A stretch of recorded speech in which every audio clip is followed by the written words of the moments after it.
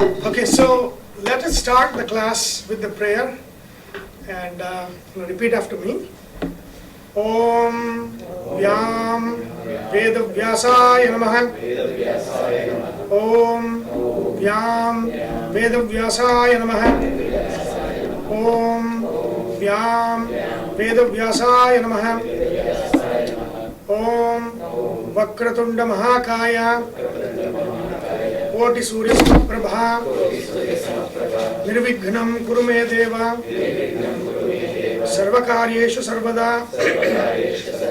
Om Vrishabham Charshaninam Vishwarupam Madabhyam Brahaspatim Varenyam. Om. So, before doing the last mantra, who is the Rishi of KaTopanishad?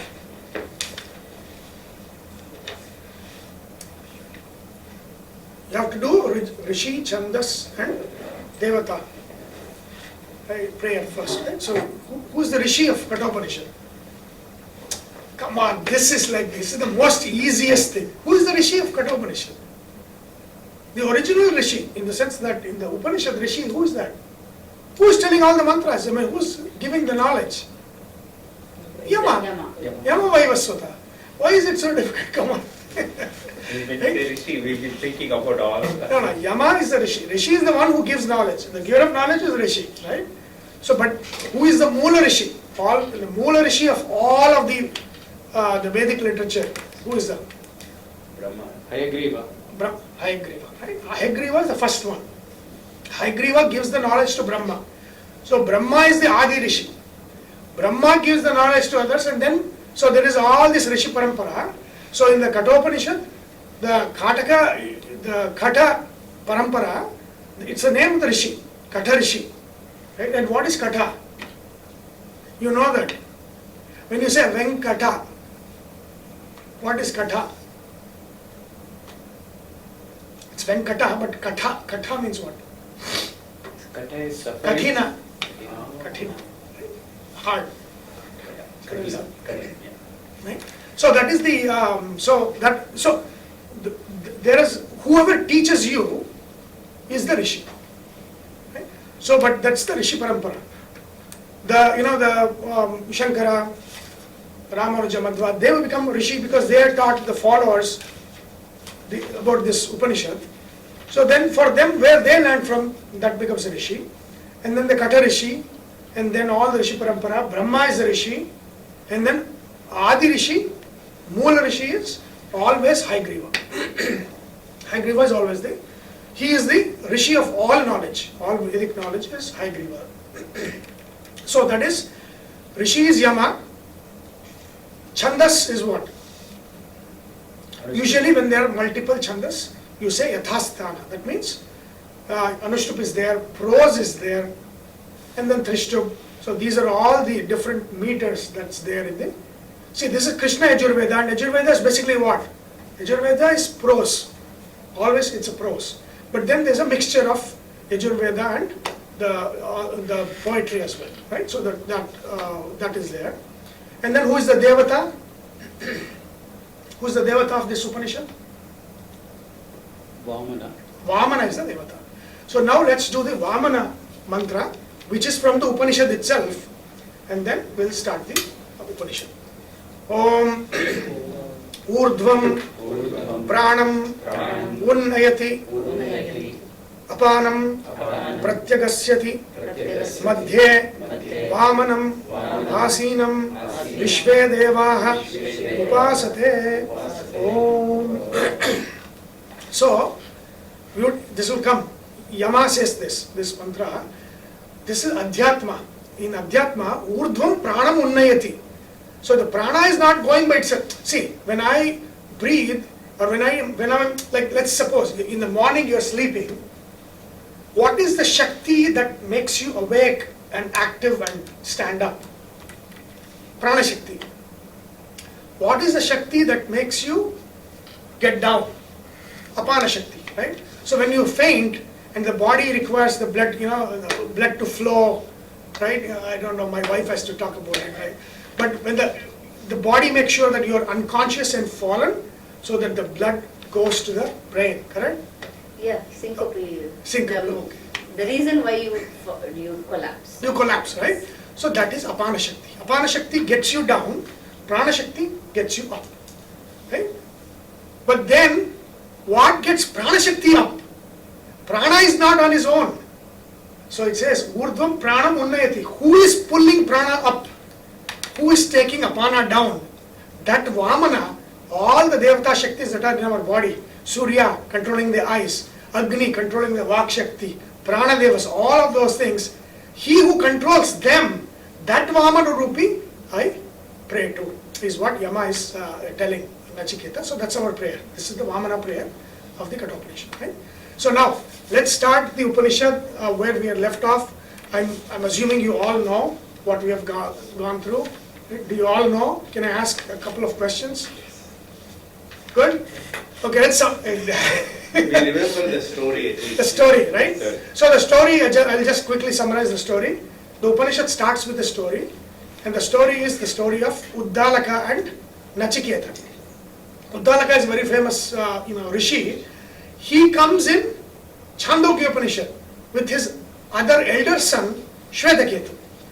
There Uddalaka is shown as a wise rishi who sees that his son Shvetaketu has come from after education and has a lot of pride and ahankara, and so he wants to break that ahankara.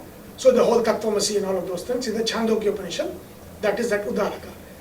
In contrast to that Uddalaka, this Uddalaka is actually not wise.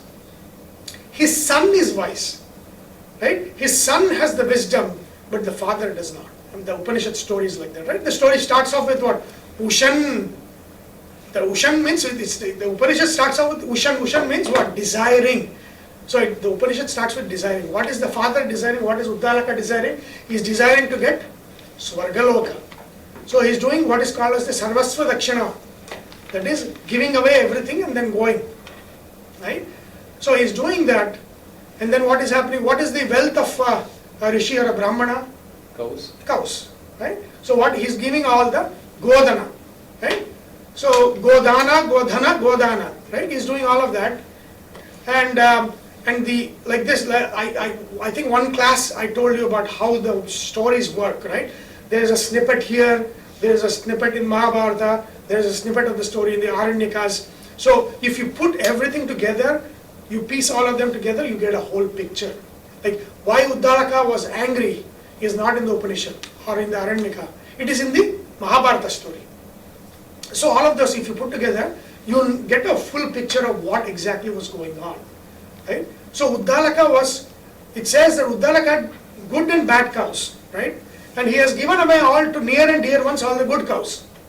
And what was left was Nirindriya, Dugdha Doha, Jagdatrana, Pitodaka. So I mean all of these, that means there is nothing, it has already drunk all the water, it cannot drink, it is going to die. You give the dana, the cow will go there to their house and it will die. Right? And that is the kind of Nirindriya cows. That means will not have any calf. That means no milk, nothing, is going to die. Such useless donation and charity was what was done by Uddalaka. He was giving away this. Tamha Kumaram Santam, it says, Tasya Nachiketa Nama Putra Asa. So he had a putra whose name was Nachiketa.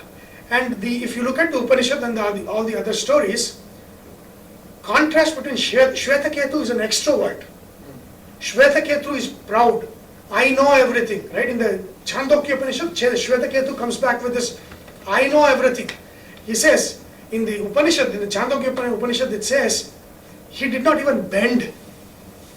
When he saw his father, he did not even bend and, touch the feet of the father. He didn't do that. Right? He was like stiff. The Upanishad says he is stiff. Because that ahankara was so much. And then Uddalaka there was thinking, that is not real education he got there. Because he doesn't know the real essence of what education is about. Right? And so then he teaches him a lessons there. Now here, Uddalaka himself needs a lesson. And Nachiketa is the introvert. The story says in the Mahabharata and other places that Nachiketa was like, in the Bhagavata there is the Jadabharata. I don't know if you know the story of Jadabharata. He's like a very lazy person, or at least in the eyes of the world, Jadabharata means very lazy, did not always sitting and brooding and all of that, right? Nachiketa was exactly like that. So the father thought, Shvetaketu needs an education, sharp, very sharp child, extrovert. He comes with, a lot of ego. This guy is useless. He's fit for the chores in the ashrama. So he was left to just do all this menial job in the ashrama. Right? So in the eyes of Uddalaka, Nachiketa was lazy and useless. Doesn't know, is not sharp. But in the eyes of the Upanishad is saying, within him, he had grown into a big jiva. The Brahmajnana was already completely, flowered within himself, right? So the Upanishad knows what is inside, but what was appearing outside was this fellow is useless fellow, right? And that was the perception of the image of even the father. The father did not know the greatness of the son. The Upanishad says that small boy, it says Tamha Kumaram Santam. That means when he was a boy, 8-9 years old, that is when the story happened, right? So when even at that age, that introvert had really vast knowledge. He was very wise beyond his years, right? So that is where so this boy is seeing his father giving away all these useless cows that are anyway going to die. So in his mind he is thinking, I need to teach my father, that he's doing something wrong. And so he goes to him. And so the Upanishad doesn't say whether he told him you are doing wrong, but we have to assume that he did not really directly tell him. He wanted to bring his attention to the fact that what he was doing was against the spirit of Sarvasva Dakshina, right? If you give gifts that are useless, there's no punya of gift giving, right? So then he wanted to bring that attention, but Mahabharata tells a story why Uddalaka was angry with Nachiketa at that time. So he already had the perception that Nachiketa was useless fellow, will not do anything, always sitting and brooding, will not do anything. And it also so happened that he had sent him to get something from the bank of the river that had flooded. So it's the bowl to take snana, right? To bath. So that had gone into the river due to flood. So Nachiketa comes back and says, I didn't find it. So the father thinks this fellow doesn't even know how to bring that, right? So he's very angry with his son. So that anger was simmering within him, for his son. So now in that situation, the son goes to him, and Nachiketa is asking him, who will you give me away to? Kind of to bring the attention to, I am fit, I am just a boy, eventually I will be very useful to whoever you give me to, but Sarvasva Dakshina doesn't have, that thing that you have to give away your family, that there's no concept of that. But here he just wants to bring attention to what wrong the father is doing, Uddalaka is doing. So he says, who will you give me away to? Uddalaka doesn't care. Same thing, the boy repeats again. Who will you give me away to? It doesn't. Third time, Tritiyam, the Upanishad says. Third time when he says, that simmering anger bursts out. Mrutyave, I will give you to death. Right? It's a shapa. From a rishi's mouth, when it comes, it becomes a curse. Right? And the boy is thinking, even that is a useless gift. Beautiful, he says, Bahunam emi pratamaha, Bahunam emi madhyamaha, kim svid yamasya kartavyam, yanmaya adhikrishyate. That means, you gifted me to Yama. Many have, I am the first among many to die and go to Yama. Because death is natural, normal. There are people going to die after me. There are people who have died before me. I am Madhyamaha. I am going amidst them to Yama. Yama has so many people to serve him. What will I help him with. Again, I'm a useless gift. But it's fine, my father has cursed me, I have to go. So he has to die. And then he says and he's telling himself, beautiful sloka or mantra, where he says, Anupashya yatha purve, pratipashya tatha pare. All Bhagavad Gita is taken from this Upanishad very much, right? A lot of them, including the mantras, full mantras itself. So he says, Sasya iva pachyate martyah jayate punah anupashya yatha purve pratipashya tatha pare sasyamiva martyah pachyate sasyamiva ajayate punah. So he's saying, I'm not afraid of death. Why? Because death is the fact of life, right? Look at people who have died before. You know that people are going to die in the future. Death is common. Death, it is a fact of life. I'm not afraid of death. But I also know that just like a seed gives rise to a tree, fruit, it generates fruits, it dies, and then the other seeds become other plants and trees. The same way, those who are dead come back again, reborn, right? So there is birth and rebirth, and the death is a fact. I know all of that, so I'm not really scared to go to Yamaloka. I'm actually going to Yamaloka happily, right? And then it says that he dies, and then again, this does not really happen in the Yamaloka. This is a vision. So Yama doesn't go somewhere else. I mean, Yama is in Yamapuri, right? Yama, and again, Devatas have multiple forms in the sense of, see, there are many shariras, right? There is Parthiva Sharira, you might have heard, right? Parthiva Sharira. Then there is a Agneya Sharira, and there is a Vayavya Sharira. So there are three kinds of shariras, right? Sharira is the body. So we have what is called as Parthiva Sharira. That means there is excess of the earth and water element in us. That is called as Parthiva Sharira. That is humans, all the beings that live on this earth have Parthiva Sharira. So when we die, we leave the Parthiva Sharira and go, right?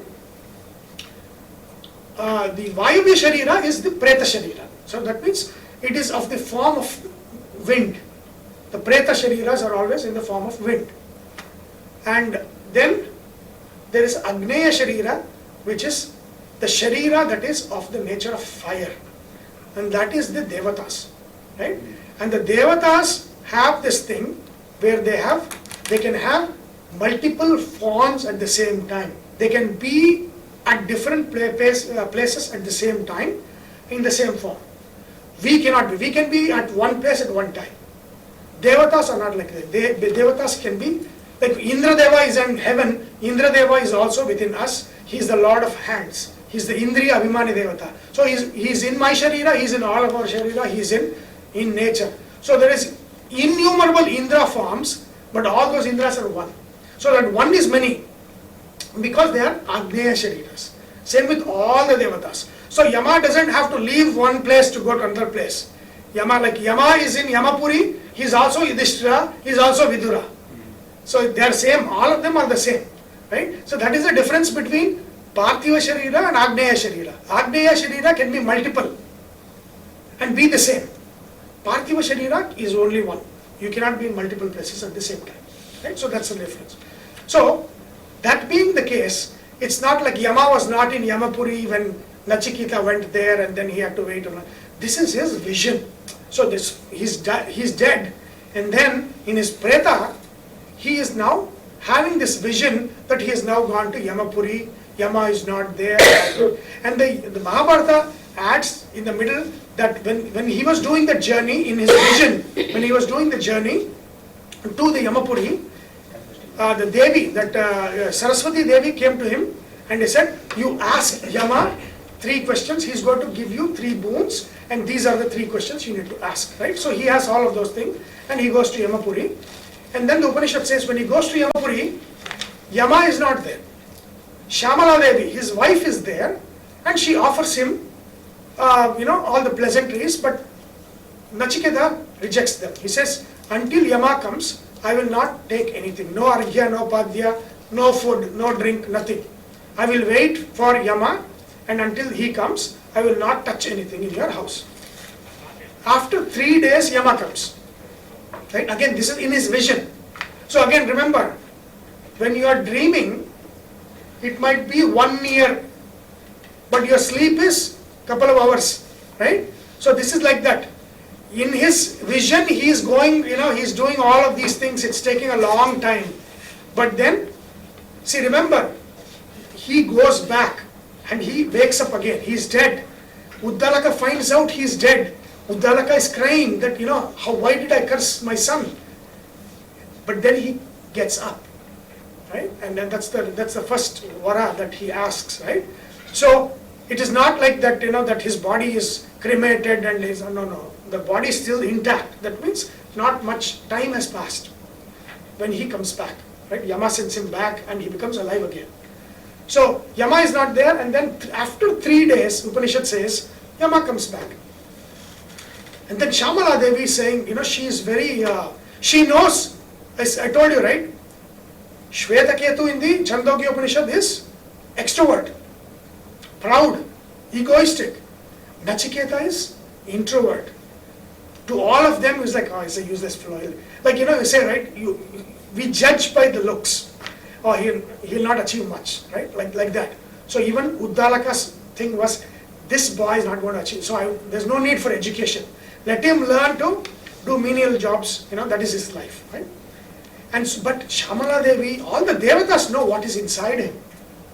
Such a high soul that he is. So Shamala Devi is like, very, very scared that Atithi is sitting there without taking anything from us for 3 days.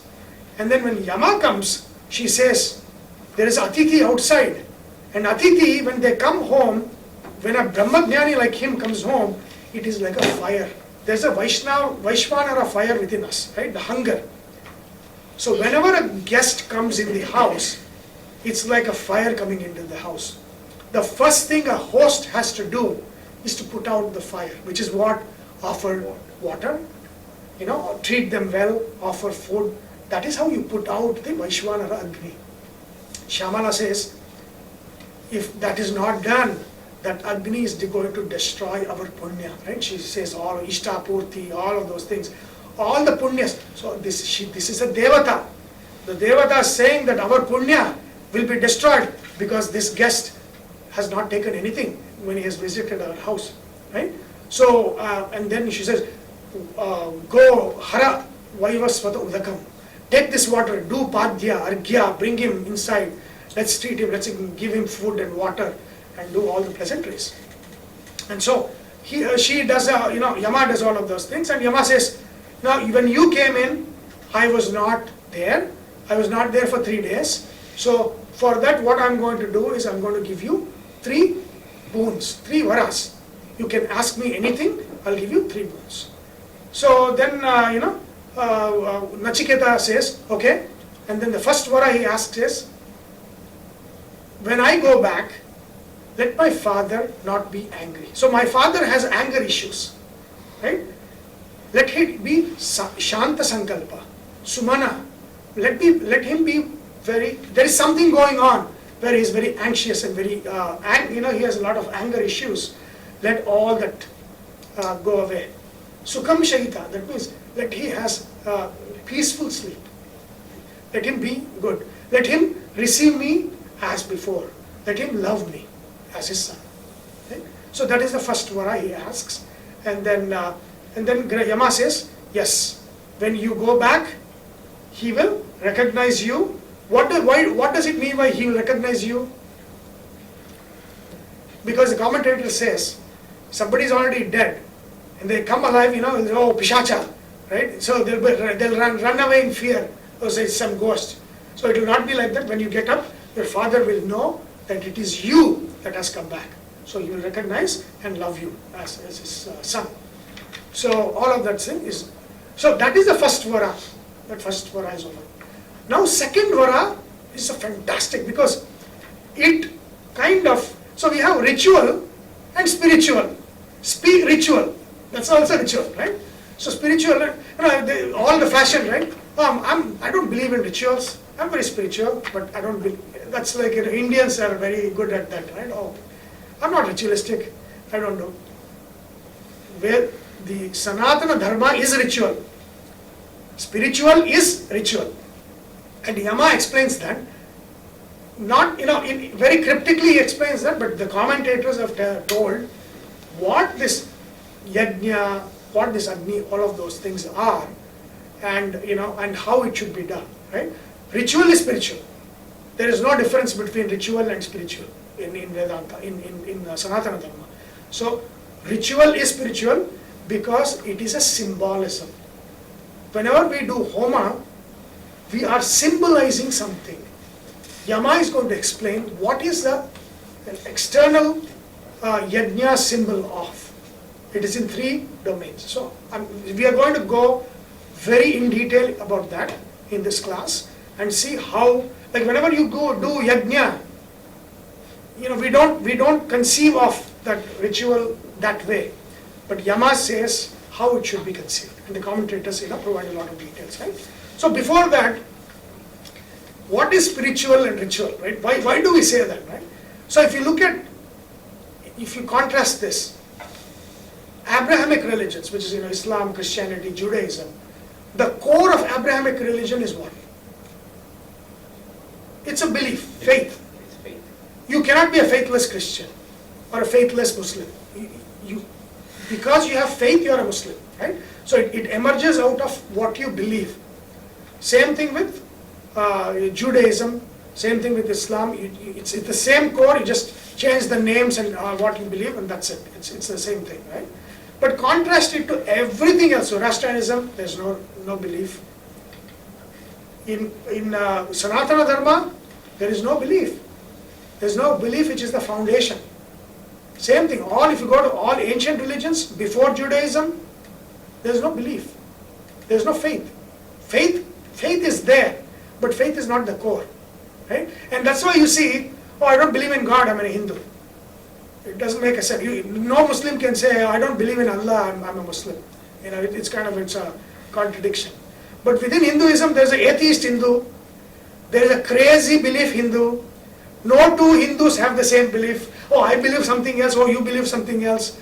There is nothing. Anybody who is looking at asking each of us a question and kind of constructing, which is what the British tried to do, constructing this is what Hinduism is, will be completely going crazy.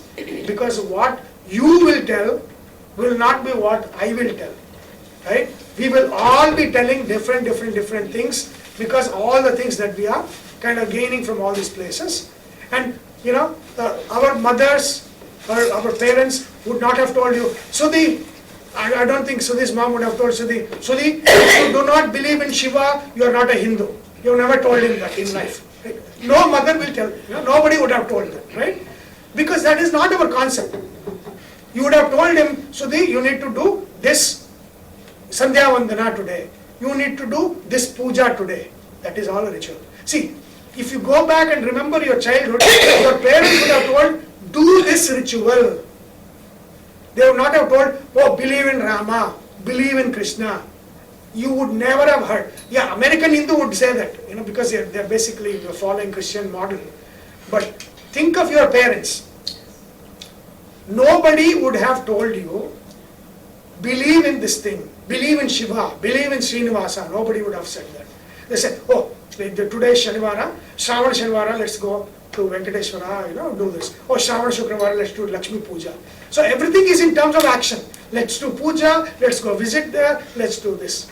Everything is in terms of rituals and action, nothing in terms of belief. I think the common thing we got is don't ask questions, just do it. Do it, right? Yeah, don't ask. And that is not a wrong thing though, right? And of course, when we come to America, we are like, we are like liberated. Now we can think independently. Our parents did not understand. And you will see this is a very comical thing. Our kids are much more smarter than us. It is never like that, right? It's not like our grandparents were stupid and we are much more. No. All our mental capacities are the same. Yeah, they are much more have access to the information. Yes, but information access is what makes you encyclopedia, but you don't know the spirit of what that information means. So our kids are not smarter than us. We all have the same thing, but the thing is, have we thought about it? Right? Oh, our kids ask the question, we never ask the question. No, see, in Jyotishya, which graha asks question all the time? Buddha asks the question, right? What is Buddha? What does Buddha represent? Child. Buddha is a child.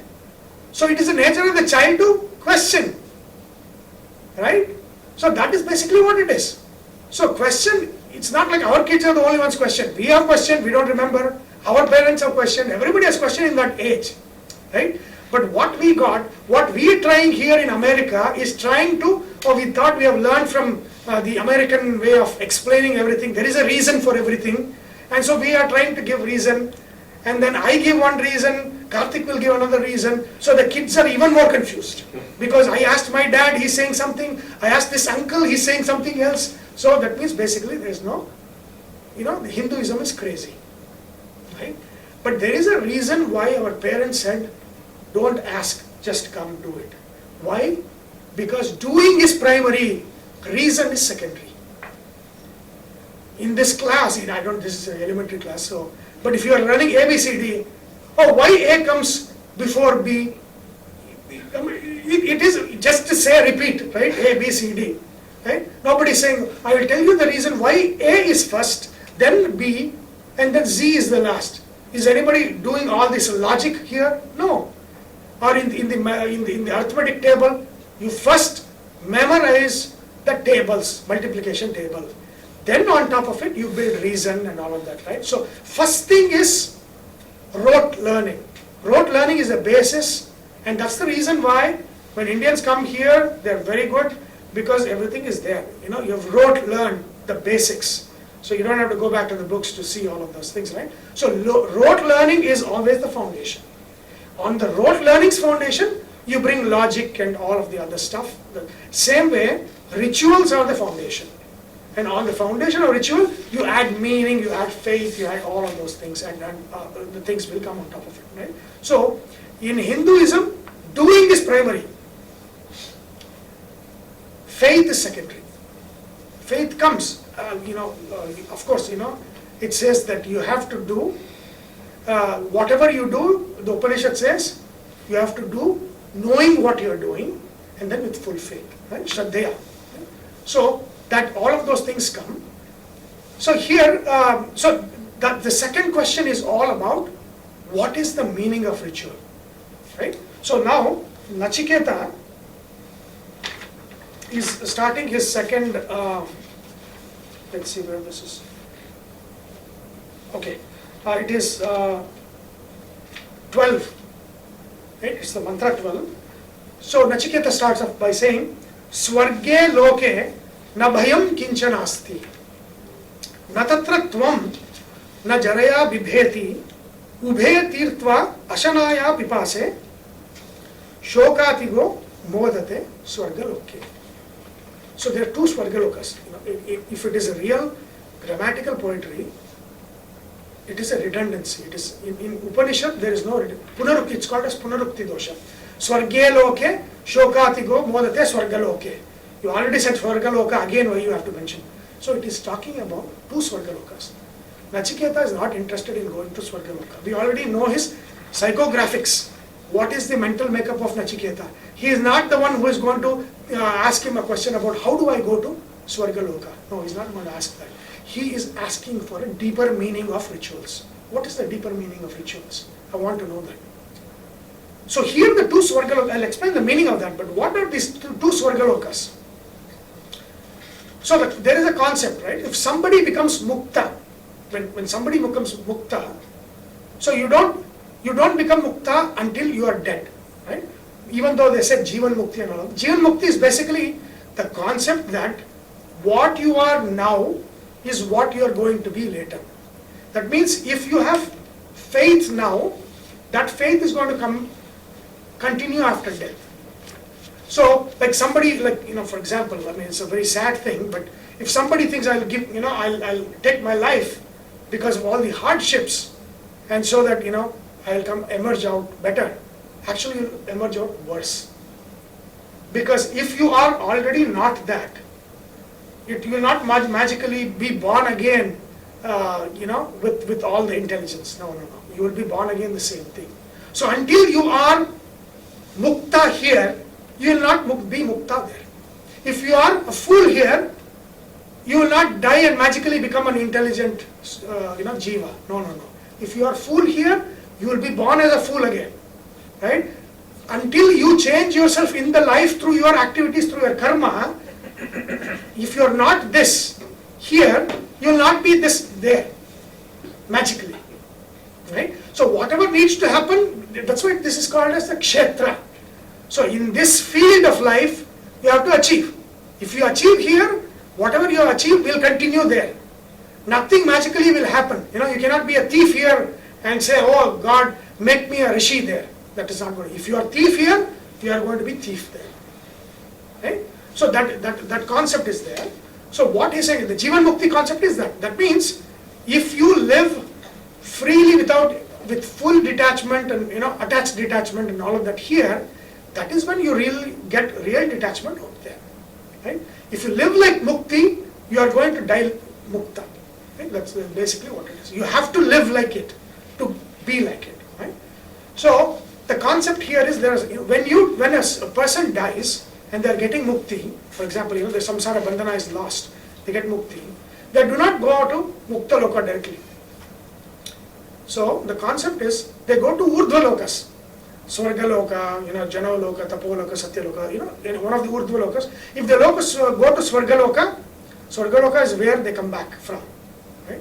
But Urdhva Lokas, Jana Loka, Tapo Loka and all of those things, when you go there is no coming back. You're going to go up and up and up and then Mukti. So the concept is, when you go to the Urdhva Loka, when you die and you're liberated, you are not going to become Mukta, immediately. So you are going to be in the Urdhva Loka, enjoying the fruits of your karma and all the things that you have achieved.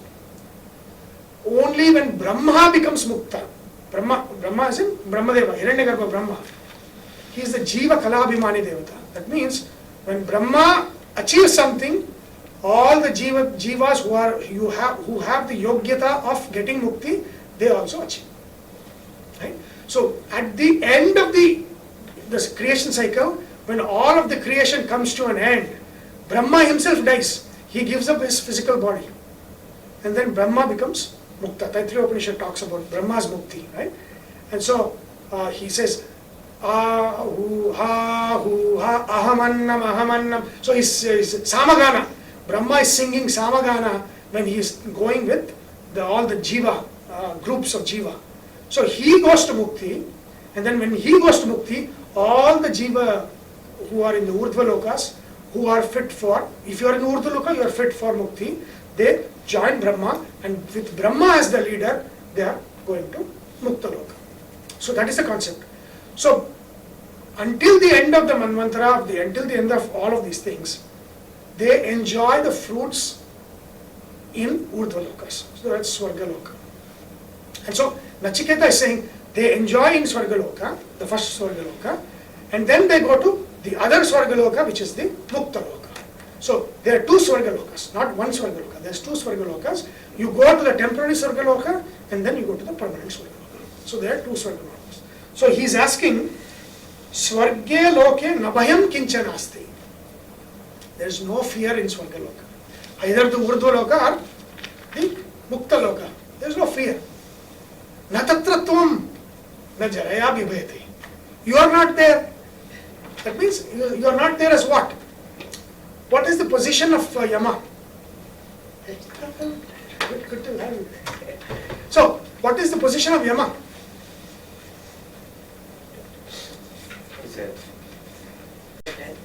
Yama is in which house? In your house? 8,000. 6,000. Not in 6,000. 8 or 12. 9,000 actually. Yama is a judge. 9,000 is judge. Right? Yama is a judge. Right? So we see the whole concept of Judgment Day is not really wrong. It doesn't happen once. I mean, basically that's what we have Judgment Day at every death. When we die and go, we are judged. Chitraya Namaha, Chitraguptaya Namaha, who are all those things? They are the judges. Right? So they are all there. They are judging our action. So judgment day is, I know that Indians, and I have done this before, we simply criticize. No, all these concepts are there in Vedanta, in Sanatana Dharma itself. You need to understand what this concept is. When you understand, it's like, yeah, judgment day is not, yes, judgment day is there, but is there in every death. Right? And the judge is not, it's not, Paramatma is not judging. Yama is judging. Yama is the judge. Right? And he's judging not as Yama. Of course, he's judging as Yama, but he also judges the Sattvika Jivas as what? Dharma. Dharma, right? There are two forms of Yama. One lives in Swargaloka, another lives in Narakaloka. The one that lives in Narakaloka is the Ugra judge. When people will pee in their pants and see him, right? So that is the Yama, that is Yama judge, Naraka judge, in the Ugra form. The form of Yama in the Swarga is called Dharma. That is the very pleasant form. Right? That's the form that is very pleasant. So that judgment is there. Okay, he says, Natatra Tvam. Yama, you are not there. Dharma, Dharma is also, Dharma is there, but in the Urdhva Lokas, there is no judgment. You have broken the samsara bandhana and you have already gone. There is no judgment there. So, Natatratvam, you are not there as a punisher, not as Yama, not as Dharma. I am gone, people have gone beyond that now, right? That is all in the cycle. The judgment comes in the cycle.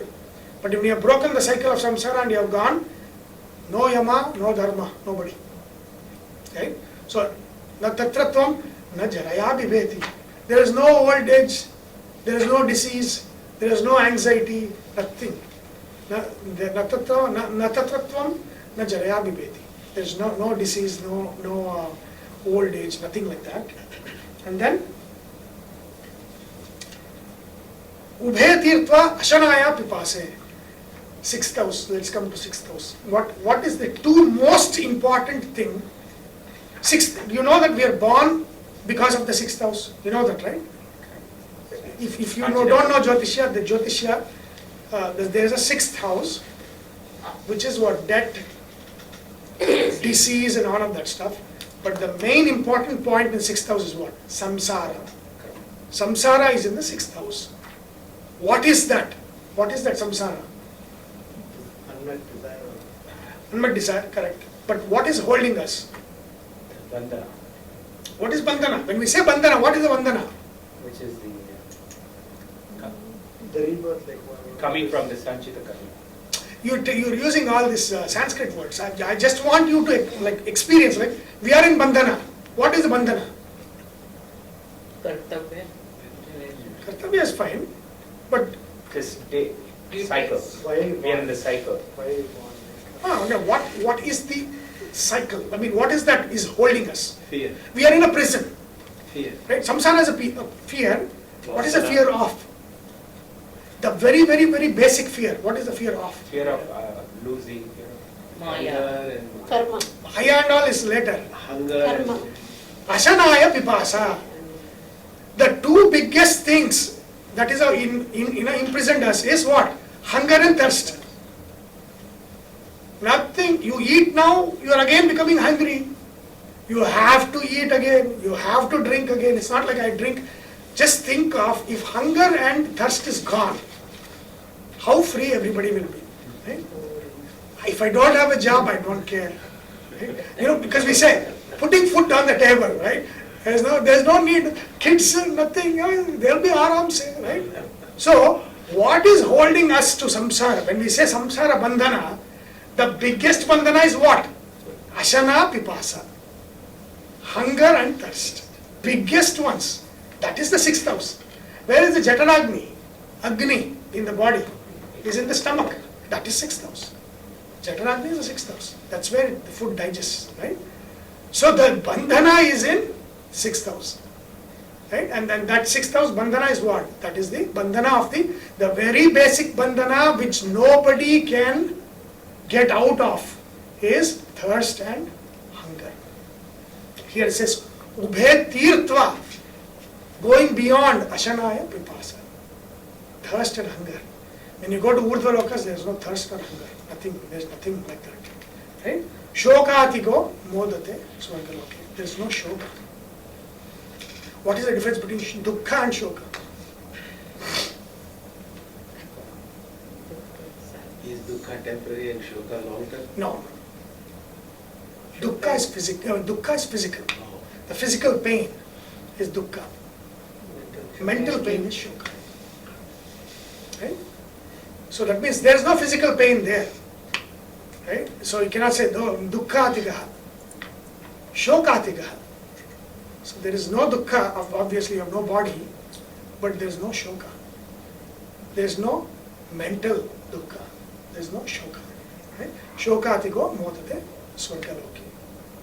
In the greater Swarga, which is the Mukti Loka, they enjoy after Manvantaras. After Brahma becomes Mukta, all the jivas that have the yogyata of Mukti, they all with Brahma, they go singing the Samagana in the Taittiriya Upanishad where it says. Right?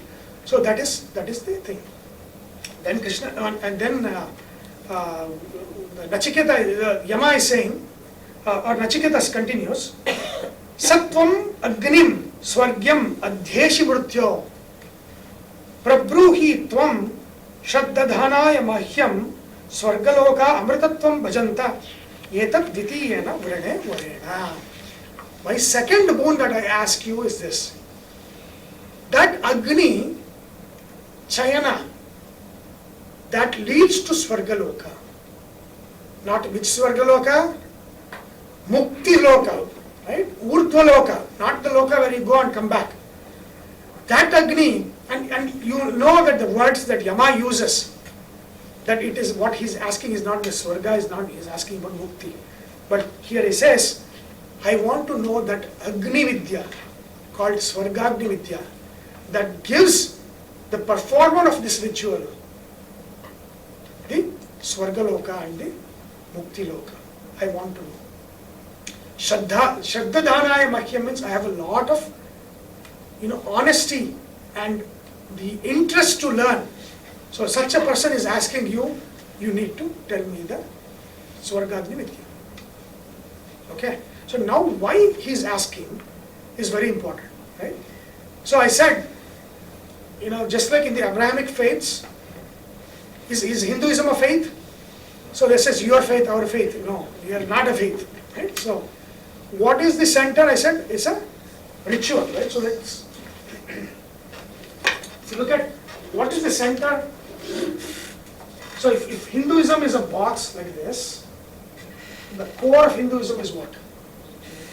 It is yajna, right? It's a yajna. Yajna, see, if you look at the dhatu artha, yaja, yajna comes from the dhatu, Sanskrit dhatu yaja. And the meaning of yaja is yaja pujanam. So just like when we are going to temple today and doing archana and all of those things, in the olden days there is no concept of doing that. If you are worshipping through fire, that's it. There is no other going to temple and doing all of this stuff. Temple going and worshipping is worshipping through fire. That's the actual worship is like through that. What is the core of yajna?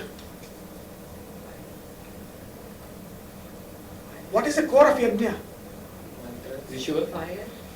Huh? Fire. Fire is the core of it, right? So, Agni is the core of everything. See, all rituals Agni is the core of the ritual. There is no yajna without Agni, right? But then, what did Krishna do in the 4th chapter of the Gita?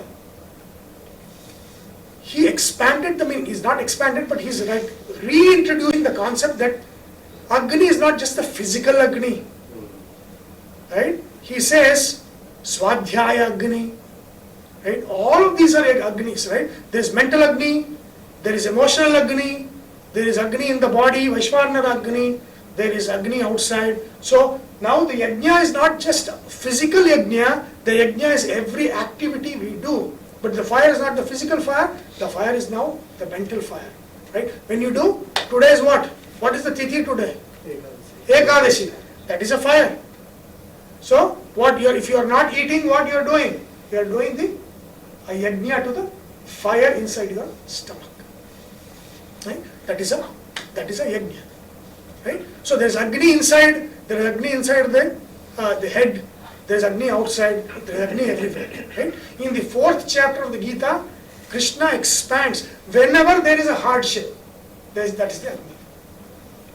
Right? So that means when you do vratas, Ekadashi is a vrata. So there is a hardship, right? There is hunger, there is a pain. That pain is Agni. So there is no laziness yajna, right? I'll be sleeping, and in the fire of sleep, I'm offering. There's nothing like that, right? I don't know. Somebody asked me that question, but no. There has to be. See, any festival, there is a hardship that you have to do. You have to do a vrata. Vrata means a hardship. You are not eating, you are not doing something. So that hardship is what is the mental fire. And the activities that you are doing with that hardship, you are offering those activities to the fire and finally to Paramatma. Right? So this fire is not just the outside fire, which is very important. But Krishna in the 4th chapter says that fire is everywhere. It is inside. So every activity that you do, you don't have to always sit and do that. Every action that you do is an activity that is offered to the fire which is within you. There is a fire in your heart. There is a fire in your belly. There is a fire in your brains. Everything, everywhere there is fire. Right? You are offering at all times your activities into the fire. And when you are aware that you are offering that is when it becomes liberating to you. Right? So the core of Sanatana Dharma is yajna. The core of yajna is fire. What does Krishna say in the 3rd chapter? Why is fire important? Fire is the most important. What is fire? Fire is a pratika, idol. Fire is the most pure form of idol worship. Right? Not the stone, not the metal, nothing. Fire is the most purest form of offering. Right? It is the purest idol. Right? So fire is a pratika, Agni pratika. And a worship in the Agni pratika is the highest form of worship in the Bhuloka. In Bhuloka, fire is the highest idol, the purest idol. Right? Any question? Is it purer than the Shaligrama? It's purer than everything. Highest is the pure. Highest pure in Bhuloka is fire. Right? Fire worship is. Why fire? What does Krishna say in the 3rd chapter? Fire is not. Right? He says, Saha yajnyaha prajasrishtva. Like what is Purusha Sukta? Purusha Sukta is a creation hymn in the metaphor of yajna. Right? The Devatas did the yajna and the seasons came, and the seasons were, the ghee and all of those seasons were, right? Vasanta Ritu, Grishma Ritu was the firewood, all of those things. What is it? It's an imagery, it's a metaphor. A yajna metaphor, creation as a yajna. When you make creation as a yajna, what comes out of yajna, what? All the pashus will come out of yajna. And finally the highest pashu comes. Who is the highest pashu? Manushya. Right? So that whole of that, how yajna is done, that means nature is an offering in the fire. And then the nature throws out all the living beings. Right? All of those things comes out. So that is, so fire, so sahayajnyaha prajasrishtva purovacha prajapatihi. Brahma says what? Anena prasavishyadvam. He says to Manushas, fire is a duta. You know that Agni is a duta. You know, right? Agni is a messenger. Agni, there is a messenger of God. Even that concept is not wrong. There is a messenger of God, right? Who is the messenger of God? Agni is the messenger of God. See, the English word, I've told this, angel, comes from where? Agni. No, yeah. It's Angara, right? Angara. So the same Angara, if you go to Iran, in the old Zoroastrian, Angila, it becomes Angira. Angira becomes Angila, becomes angel. in the Latin and English it becomes angel. So angel is nothing, if you trace the Latin roots and all of that, it goes to Iranian roots and all Zoroastrian roots, it is nothing but fire. Angel means messenger, right? So Agni is a messenger of what?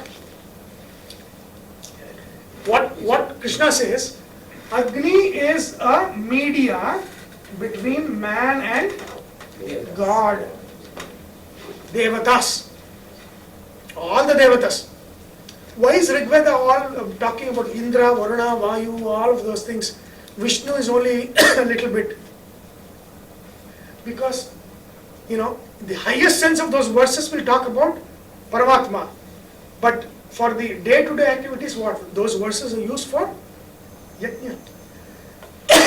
And the yajna is done for what?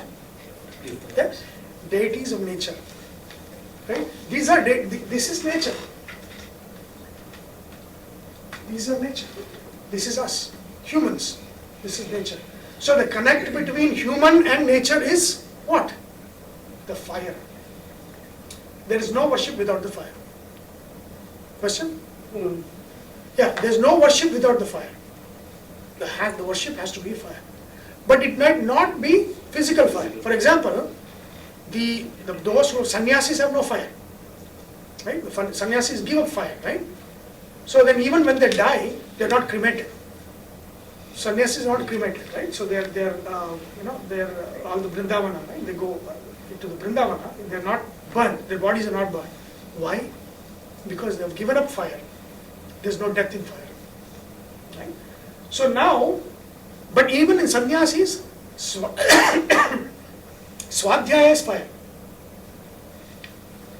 That means that when they teaching is a fire in which they are offering their activities. Vratas they do, meditation they do, that's a fire. Give me 1 second.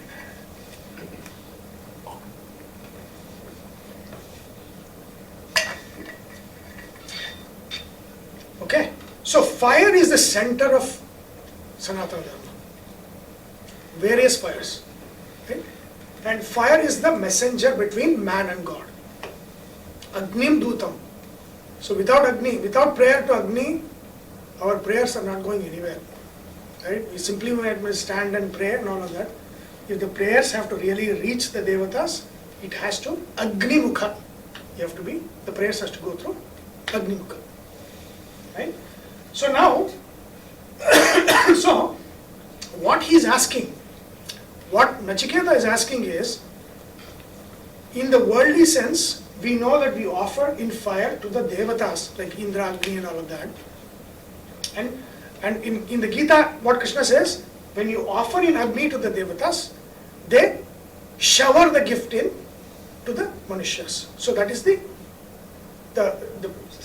pact between man and God is, you offer to the Devatas in fire, the Devatas shower the bounty in your life. Right? And so, this is a chakra that you have to continue. So this is our duty, right? Among the 5 yajnas that we do, Deva yajna is a main thing. So you have to offer to the Devatas. And what happens in the Kali Yuga? Devatas are said to be enabled and strengthened by, among the Asuras and Devatas, who is stronger? Asuras are stronger actually. Devatas have mantra bala. Devatas are stronger to do good to us as long as we are offering to the Devatas. Once we stop, and that's why whenever the Asuras come, what do? They stop all the yajnas in their kingdom. Ravana, what did he do? Hiranyakashipu, what did he do? First thing he says, there is no other God, I am God, is what he said. Hiranyakashipu, and if you look at Prahlada, Hiranyakashipu story, he's like, I am God, there is no other Vishnu, I am Vishnu, you have to all worship me. Right? So he stopped all yajnas. So, that is the thing. When you do not offer through fire, the Devatas would become Weak. What? Weak. When the Devatas have become weak, the Asuras take over and the Asuras rule. So that is exactly what happens in the Kali Yuga. So, this is the concept of what is yajna, what is fire, and how these things are, right? But the general sense is what man offers to the devatas through fire. The devatas shower bounties to him, and that cycle continues, and that cycle has to be continued. It is our duty. When we stop that cycle, we are breaking the cycle, we get papa karma. Pancha yajna, right? We have Pitru yajna, Devata yajna, Rishi yajna, Bhuta yajna, and all of those things, right? And Manushya yajnas. That is Deva yajna. So if we don't do Pitru Tarpana and all of that, we are breaking the Pitru yajna, right? Like that. So Deva yajna is broken. When Deva yajna is broken, Devatas are not enabled to do good to us, and then the Asuras will take over, chaos will be there, everything will be stopped.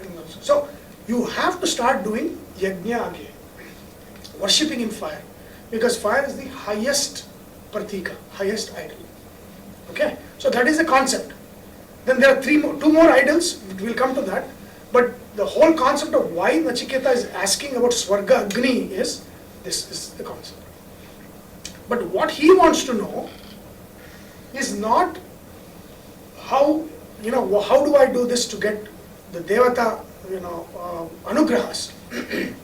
He wants to know, how do I do this to get to Paramatma? Why? Because when we offer in the fire, and you say Agneya Swaha, or Indraya Swaha, Indraya Namama, that is the structure of the mantra. What does it mean? Indraya Swaha. That means Swaha means you are doing the Devata Yajna. Swaha is the Devi that that takes it. So, and I'm offering to Indra Deva, and I'm saying what I offered, na mama. It's not mine. It's to you. It's not mine. I don't have any more claim on what I've offered. It's yours, right? And then what happens? It goes to Indra. Indra takes the offering. What does he do? Indra offers to his Antaryami, whose name is also Indra, right?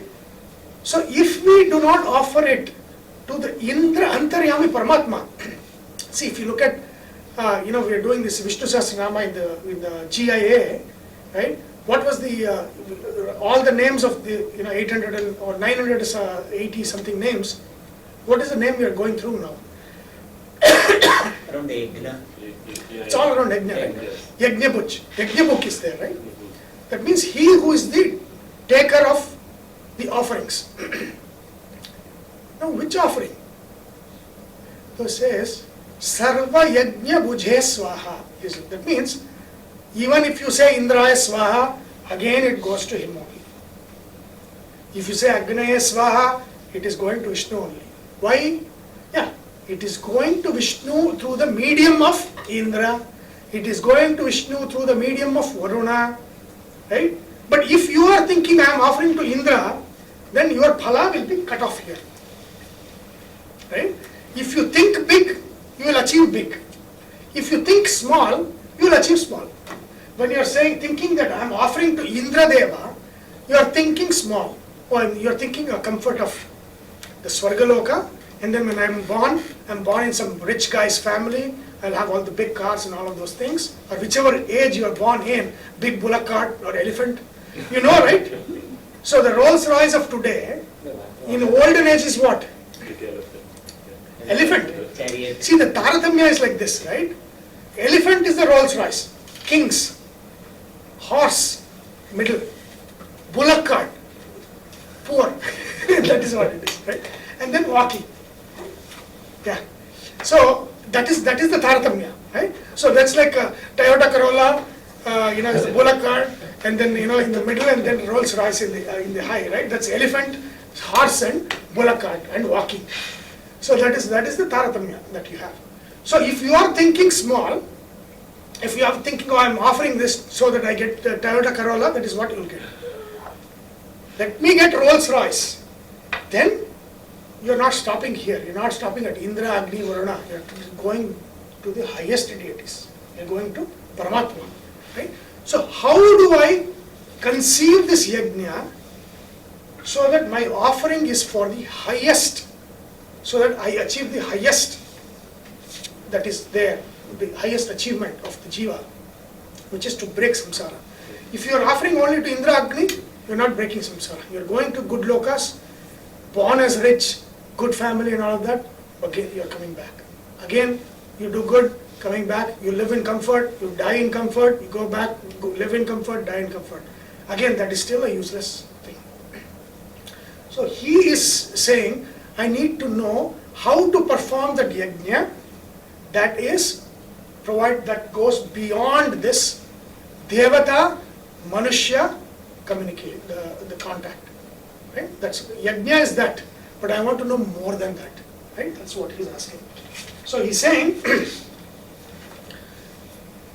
Sa Swargyam Sattvam Agnim Swargyam Adhyeshi Mrityo. Hey Mrityu, teach me the Swarga Agni that you already know. You know the Swarga Agni, how that Agni gives me Mukti Loka, Swarga Loka, and then the Mukti Loka. Prabruhi Tvam Shraddhadhanaya Mahyam. I have the faith to receive that and faithfully do it. Shraddhadhanaya Mahyam. Swarga Lokaha Amritatvam Bhajanta. Eta Dvitiyena Varane Varena. So Amritatvam Bhajanta. So again, Swarga Lokaha Amritatvam Bhajante. That means Swarga Loka is not Amrita Loka. If it is heaven, Indra's Swarga Loka is not Amritatva Loka. It is until one Manvantara. After that, even that Indra is gone. Another Indra will come to that position. So what will happen to Swarga? So Swarga is all gone. So here, Swarga Loka Amritatvam Bhajante. That means those who are in that Swarga Loka wanting immortality. That is the kind of Swarga Loka that he is talking about. Immortal Swarga Loka is what I want, not the mortal, non-eternal Swarga Loka. That I want to know from you. Right? That's what he's asking. So then Yama says, Prate Bravimi Tadume Nibodha. I'm going to tell you that. Learn from me. Tadume Nibodha. Learn from me. Swargyam Agnim Nachiketa Prajanan. Anantalokapti Matho Pratishtam Vidhi Tvame Etam Nihitam Guhayam. See, suddenly how he turned it, right? He is not asking about this fire. Beautifully, if you look at the terms he is using, suddenly he knows, oh, he is...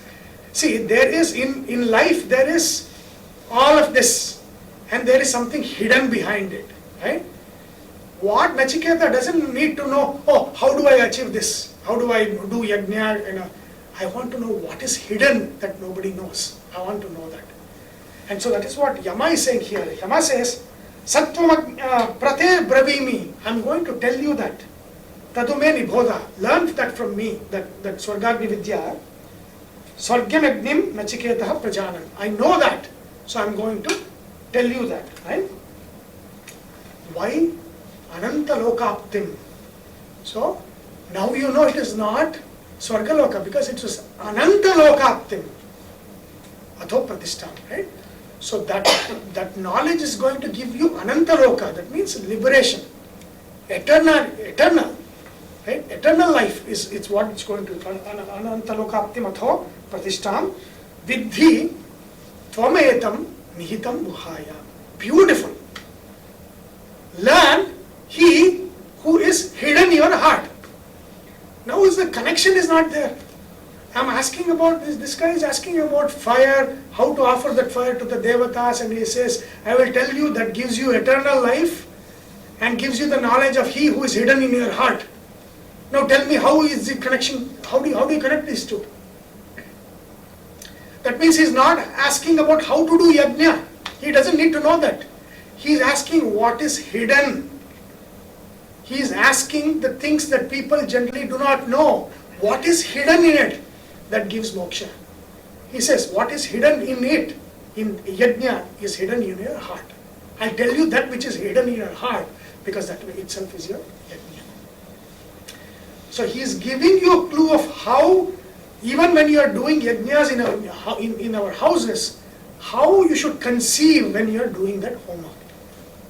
There are three domains in which a homa is done, when you are actually physically doing yajna in the house. Right? So that is what Nihitam Guhayam. That means that which is hidden in your heart, that Paramatma is the one I'm going to teach you, because that is the Paramatma that is in that Agni, and that Agni when you offer is going to give you eternal life. That is what I'm. Now you know that Yama, when Yama's answer is like that, you know that Nachiketa did not ask to know, to know Swarga Agni. Oh, how do I do worship the fire so I can go to Indraloka? That is not what he's asking. He's asking that which is hidden in plain sight. See, all of Vedanta is that which is hidden in plain sight. Right? So, they say that the Devatas like cryptic. Right? Paroksha Priyahi Devaha is the saying in the Upanishad is Paroksha Priyahi Devaha Pratyaksha Dvishaha. So Devata Shaktis hate simplicity. If something is, this is what it is. If something is like that, they hate it. They like when things are hidden in plain sight. Nobody should understand it. Only when somebody digs within that which is common and plain, and then finds out a hidden meaning, that is what Devatas like. So all of Vedas are like that. Vedas have very, very hidden meaning in plain sight. So they are not what they seem. Just like Swarga Agni Vidya is not the Agni Vidya that going to Swarga, that what it seems. But there is hidden in plain sight, which is Nihitam Guhayam. It is the knowledge of that which is hidden in the heart. And that is not the Devata knowledge. It is Paramatma knowledge, right? So that is what he says. I am going to tell you so that you understand how to get Moksha Loka through ritual. Now it is a very important shift. Because what does in our, the most intelligent Vedanta, Neo-Vedantins in all of our social media, what do they say? Rituals for idiots. We are Neo-Vedantis. We only live in ideas. It's all knowledge, right? The fools are there. And I used to kind of debate with them for the first half of the, until 2000. So I said, I'm going to teach you the 3 plus 1, which we have not until, this is the 18th year, I have never talked about 3 plus 1. So 3 plus 1, this is the point, this is where I learned the 3 plus 1. So we'll look at that in the next class at HTW. Okay. Devasutam, Devam, Vamsachanura, Vandanam, Devaki, Ramanandam, Krishnam, Vande, Jagadguru, Om.